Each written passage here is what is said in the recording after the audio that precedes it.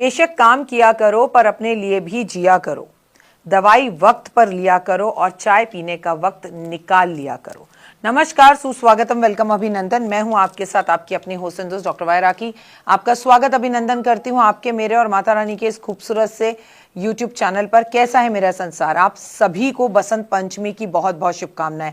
23 जनवरी 2026 को शुक्रवार के दिन बसंत पंचमी पड़ रही है। 23 जनवरी 2026 का दिन है शुक्रवार का, तो आज बसंत पंचमी है। और क्यों मनाई जाती है बसंत पंचमी, क्या है इसका महत्व और किस दिन होती है मां सरस्वती की पूजा, मैं आपको सब कुछ बताने जा रही हूं बसंत पंचमी से जुड़ी हुई ये विशेष बातें।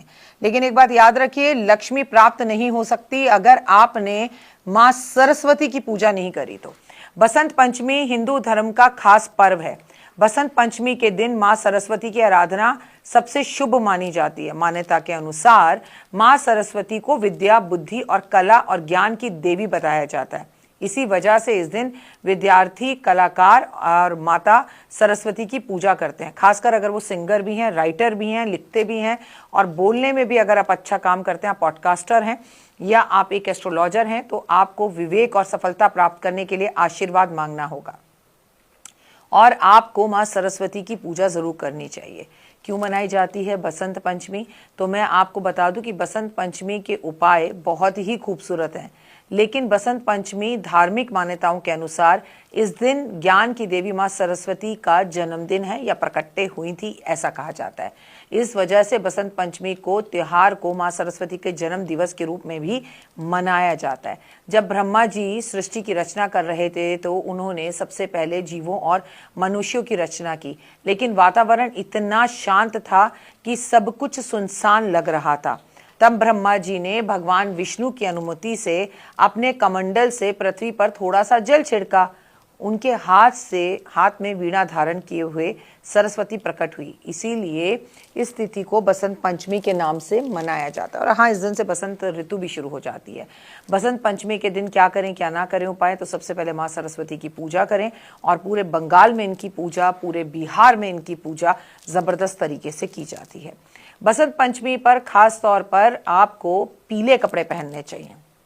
पहली बार जो हाथ में कलम पकड़ लेने वाले छोटे बच्चे होते हैं, उनकी विद्या का अनुष्ठान दिन भी इसे माना जाता है। इस दिन घर में बड़े बुजुर्ग छोटे बच्चों के हाथ में पहली बार कलम पकड़ाते हैं और बच्चा उस दिन पहली बार अक्षर लिखता है। अपने घर में बच्चों को, ऐसे छात्रों को इस दिन जो बिल्कुल छोटे हैं, गोद के हैं, कलम पकड़ाकर उनके हाथ से माँ लिखवाइए ज़रूर। और वो अगर आप तख्ती पर लिखवाएं या स्लेट पर लिखवाएं और उसके बाद उसे आप किसी मंदिर में दे आएं तो बहुत ही शुभ रहता है बच्चे का भविष्य।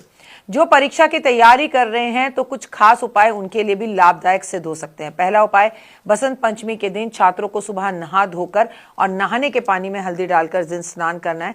ओम सरस्वती नमः का जाप करना है कम से कम 108 बार कमलगट्टे की माला पर। छात्रों की बुद्धि एक तरफ होगी और एक तरफ चित्त मन लगेगा पढ़ाई के अंदर और आशीर्वाद भी प्राप्त होगा, उनका फोकस बढ़ेगा।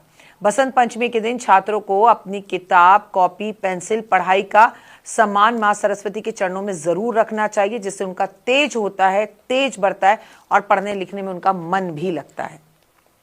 कुछ दिन तक छात्रों को बसंत पंचमी से लेके लगातार पीले कपड़े धारण करने चाहिए। वैसे भी मैं आपको बता दूं कि अगर आप स्टूडेंट हैं तो आपको पीले कपड़े जरूर धारण करने चाहिए। मैं आपको बता दूं कि पीले रंग के वस्त्र धारण करने से घर के अंदर शांति का वास होता है। आपका कुंडली के अंदर गुरु, जो देव गुरु बृहस्पति है, यानी कि कुंडली में जो गुरु ग्रह है, वो भी अच्छा होता है। बसंत पंचमी के दिन जरूरतमंद लोगों में मिठाई और पढ़ाई का सामान जरूर बांटना चाहिए। इस दिन पीले चावल बनाए जाते हैं और उन्हें मां सरस्वती को भोग लगाकर खाया भी जाता है और भोग लगाया जाता है। अगर आप पढ़ाई में, एग्जाम में सफलता चाहते हैं तो बसंत पंचमी के दिन सुबह उठकर स्नान करें। इसके बाद माता सरस्वती की तस्वीर, मूर्ति के सामने देसी घी का दीपक जलाएं और उनके सामने अपने आप को विद्यावान प्राप्ति के लिए उनके आगे आग्रह करें, उनके आगे जो है अनुरोध करें, तो बहुत अच्छा रहेगा। माँ सरस्वती की कृपा पाने के लिए बसंत पंचमी के दौरान आपको अपने घर में सभी लोगों को हल्दी का तिलक लगाना चाहिए और महिलाओं को, बच्चियों को अपने बालों में पीले फूल जरूर लगाने चाहिए। माँ को आपको पीले फूल अर्पण भी करने चाहिए, लेकिन माँ को ऑर्चिड का यानी कि नीले रंग का फूल भी अर्पण जरूर करना चाहिए। एक बीना खरीद सके तो आज माँ सरस्वती को बीना अर्पण जरूर करनी चाहिए। सरस्वती पूजा में आपका मन लगे, इसलिए आपको अनुशासन होकर मानसिक शांति के लिए सरस्वती चालीसा जरूर पढ़नी चाहिए। और आपको सरस्वती पूजा के बारे में लोगों को बताना भी चाहिए।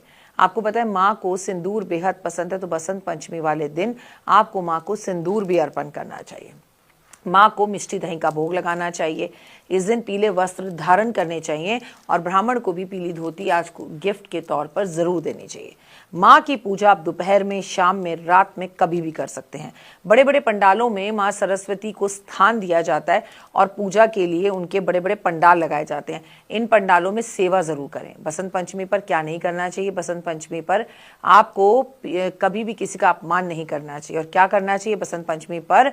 भोग में पीले मीठे चावल, केसर की खीर बनाकर और हल्दी की गांठ माँ को अर्पण जरूर करनी चाहिए।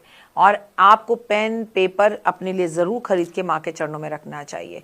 अगर आप किसी ऑफिस में काम करते हैं तो इस दिन आपको अपने ऑफिस के लिए भी एक कॉपी, पेन या डायरी जरूर लेनी चाहिए।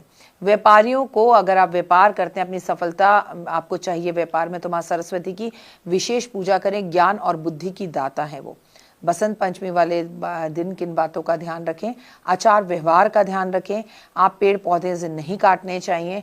आपको इस दिन पेड़ पौधों की सेवा करनी चाहिए। और आपके घर में मोर पंखड़ी का पेड़ नहीं है तो बसंत पंचमी वाले दिन जरूर लेकर आए, और अगर है तो उसकी पूजा करें। इसके अलावा आपको अपने घर में लड़ाई वाला माहौल नहीं रखना चाहिए। नॉनवेज खाने से बचना चाहिए।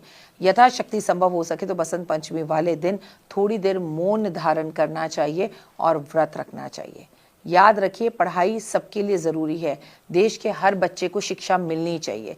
सरकारों को भी ये कदम उठाने चाहिए कि माता पिता को भी अपने बच्चों को पढ़ाने के लिए, बाहर बेचने के लिए ज़बरदस्त उनको धन देना चाहिए और उनको ऐसी सुविधाएं देनी चाहिए कि हर बच्चा पढ़े, क्योंकि शिक्षा पर सबका अधिकार है।